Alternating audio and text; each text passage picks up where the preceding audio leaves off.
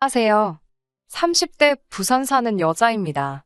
예비 신랑은 동갑으로 대학교 동기고요.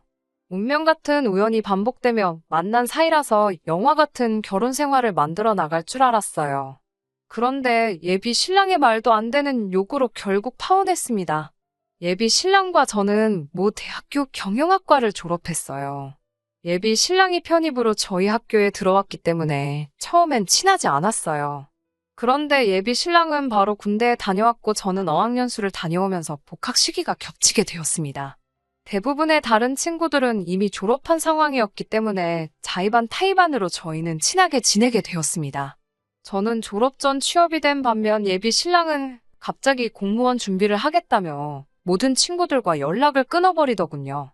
저도 새 직장에 적응하느라 바빴기에 그렇게 서로 잊고 지냈습니다. 그러다 3년 전 우연한 기회로 다시 재회하게 되었습니다. 그날은 유난히 정신이 없었어요. 그래서 산지 얼마 안 된 명품 지갑을 지하철에 두고 내렸거든요. 아차 싶은 순간 이미 열차는 출발한 상황이었고 못 찾겠다고 자포자기했었습니다.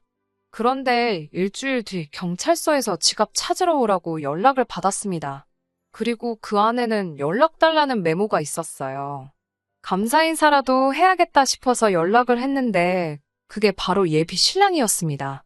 예비 신랑은 7급 공무원으로 저희 회사에서 멀지 않은 시청에서 근무하고 있었어요. 이 말도 안 되는 재회에 서로 정말 놀라워했고 반가워했어요. 게다가 학생 때 보던 것과 달리 둘 다 훨씬 어른스러워져 있었고요. 저희는 누가 먼저랄 것 없이 서로 빠져들어 금세 연인으로 발전했습니다. 그렇게 다시 만나 1년 반 정도 연애를 하고 결혼 이야기가 나왔어요. 흔히 인터넷에 나오는 반반 결혼의 정석인 결혼 비용 반반씩 하기. 명절 때는 시댁과 친정 번갈아 먼저 가기와 대리효도 말고 셀프효도 하기. 그리고 공동 생활비 후 나머지 돈에 대해서는 서로 터치하지 않기 등에 대해 서로 몇 번이고 의견을 나눠봤죠. 우리는 할 수 있겠다라는 확신이 서면서 자연스레 양가 어른들도 만나 뵙게 되었네요. 처음 예비 시댁 어른들을 뵌 날이었어요. 긴장도 많이 하고 걱정도 많이 되었지만 잘 보이고 싶어서 꽃바구니와 화과자를 사들고 찾아갔어요. 시부모님은 뭘 이런 걸 사왔냐면서도 절 반갑게 맞아주셨어요. 연애하는 동안 서로의 가정사에 대해서 이야기를 나눠본 적은 없어서 잘은 몰랐지만 눈치로 보기에 여유가 있어 보이진 않더라고요. 그리고 실제로 시부모님께서는 도움을 줄 형편이 안 되니 저희 둘이서 알아서 하라고 딱 잘라 말씀하시더라고요. 솔직히 서운한 마음이 들기는 했지만 그런 말씀을 하시는 시부모님의 가슴도 아플 거라 생각해서 예비 신랑에게 따로 티를 내지는 않았어요.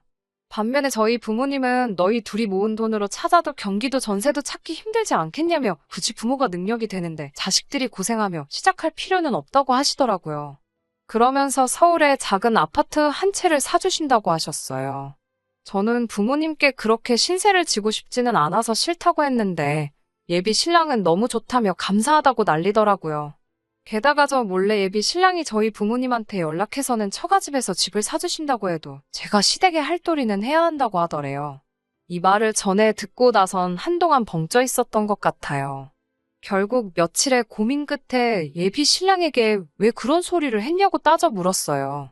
그러자 예비 신랑 말이 처가에서 집 해줬다고 며느리 도리도 못하게 하실까봐 솔직히 걱정이 돼서 그랬다며 자기가 경솔했다고 사과를 하더라고요. 찜찜하기는 했지만 알겠다 하고 계속 결혼을 진행하기로 했어요.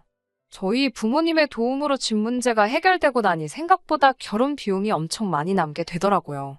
왜냐하면 제가 모은 돈 5천만 원에 예비 신랑이 모은 돈 5천만 원 총 1억이 있었거든요. 원래는 작은 전세방이라도 구하려고 했었는데 그 문제가 해결되었으니 신혼여행 퀄리티를 좀 높일 수 있겠다 싶었어요. 그래서 일정도 늘리고 숙소도 좀 좋은 곳으로 바꾸자고 예비 신랑에게 이야기했습니다.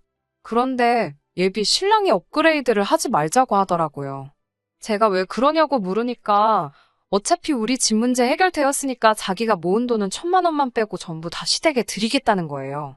결혼 후에는 더 이상 시댁에 신경 쓰기가 어려우니까 장가가기 전 효도하는 셈치고 그러고 싶다고요. 그 말을 듣고 보니 일리가 있다 싶어서 그러라고 했어요. 그리고 저도 제가 모은 돈 1,000만 원만 빼고 다 친정에 드리겠다고 했어요. 친정에서 집까지 사주시는데 저도 그렇게나마 효도를 해야겠다고요. 그러자 예비 신랑이 질색을 하면서 그 돈을 다 들이면 신혼여행 퀄리티도 낮아지고 신혼집에 들어갈 가전이나 침구도 다 한 단계 낮을 걸 사야 되지 않냐면서 따지더라고요. 결혼 후 언제 어떻게 돈이 필요할지 모르는데 왜 그 돈을 다 친정에 들이냐면서요. 듣고 있는데 어이가 없어서 예비 신랑한테 자기는 그 돈 다 시댁에 드릴 거면서 나는 왜 우리 집에 못 주게 하냐고 받아쳤어요. 그러자 한다는 소리가 너네 집은 돈이 많아서 우리 집도 사줄 수 있지만 시댁은 돈이 없으니까 당연한 거 아니냐며 완전 배째란 식으로 나오더라고요. 아나무인의 내로남불이 따로 없는 그 모습에 완전 깨더라고요. 결국 그날 이후로 3일 동안 서로 아무 연락도 하지 않고 냉전 중이었어요. 생각해보면 예비 신랑은 그때도 물론 공무원 시험 준비 때문이긴 했지만 일방적으로 연락을 끊어서 제가 정말 속상했거든요. 그때의 일을 생각하니 어쩌면 예비 신랑이 이기적이고 전형적인 내로남불 스타일인 것 같아서 결혼이 망설여졌어요. 그래도 내심 예비 신랑에게 먼저 미안하다고 연락이 오면 받아줘야지 생각하고 있었는데요. 어제 저녁에 예비 시부모님과 만났고 파혼하는 걸로 결정했습니다. 어제 오전에 예비 시부모님께서 전화를 해오셨더라고요. 제가 전화를 받자 저한테 대뜸 너는 한가족들 애가 어쩜 그렇게 야박하냐고 면박을 주시더라고요. 솔직히 처음엔 무슨 말씀을 하시는지 정확히 파악을 못했어요. 예비 시모가 전화에 대고 뭐라고 막 화를 내다가 스스로 갑갑했는지 이따 저녁 어디 카페로 나오라고 그러곤 전화를 딱 끊어버리셨어요. 말씀하신 카페에서 기다리고 있는데 예비 시모가 갑자기 장소를 바꾸더라고요. 그래서 바꾼 장소로 이동을 하다 보니 예비 시모보다 좀 늦게 도착을 했어요. 늦어서 죄송하단 인사를 끝마치기도 전에 예비 시모는 저에게 어른을 기다리게 했다며 무릎 꿇고 앉으라고 하시더군요. 무릎 꿇으란 말에 저도 마음이 정말 많이 상했어요. 그건 좀 지나치신 것 같다고 말씀드리고 그냥 의자에 앉았더니 벌써부터 시어머니 말 알기를 우습게 안다며 호통을 치시더라고요. 마치 어떻게든 기선제압을 하시려는 것처럼 느껴졌어요.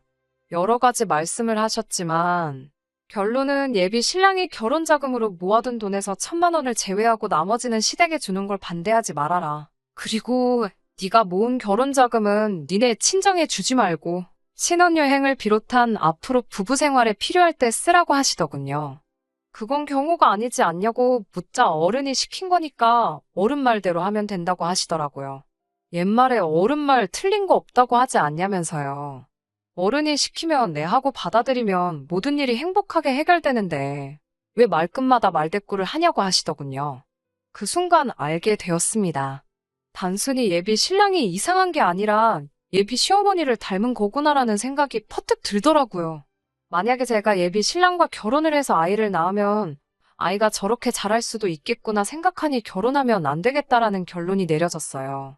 제가 도저히 이 결혼 못하겠다고 아무리 잘난 아들이라도 아들이 말도 안 되는 억지를 부리면 가족으로서, 어른으로서, 부모로서 말릴 생각을 하셔야지 그걸 가만히 보고 계시는 것도 아니고 왜 한술 더 떠서 이렇게 행동하시냐고 제가 받아쳤어요.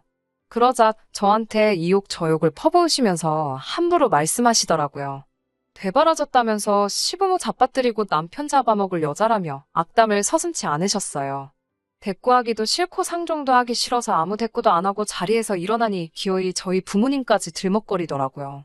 딸을 어떻게 가르쳤길래 저 지경이냐면서 네 부모가 불쌍하다고요. 어차피 결혼 안 할 거고 그러면 저 사람들 다시 볼 일 없다는 생각이 탁 들어서 예비 시부모가 했던 말들 그대로 되돌려줬습니다. 아들이 똥인지 된장인지 분간 못한다고 부모가 돼서 그걸 같이 맛을 보고 있다고 아들을 왜 그따위로 가르치셨냐고요. 아들 결혼 도와주진 못할 거면 가만히나 계시지. 기어이 아들 파혼시키니까 속이 편하시냐고 저도 막지지 않고 쏘아붙였어요. 결국 예비 시어머니가 쓰러질 것 같다며 카페 바닥에 주저앉더라고요. 그러든지 말든지 이젠 더는 얽히고 싶지도 않아서 예비 시부모를 뒤로하고 먼저 가게에서 나왔습니다.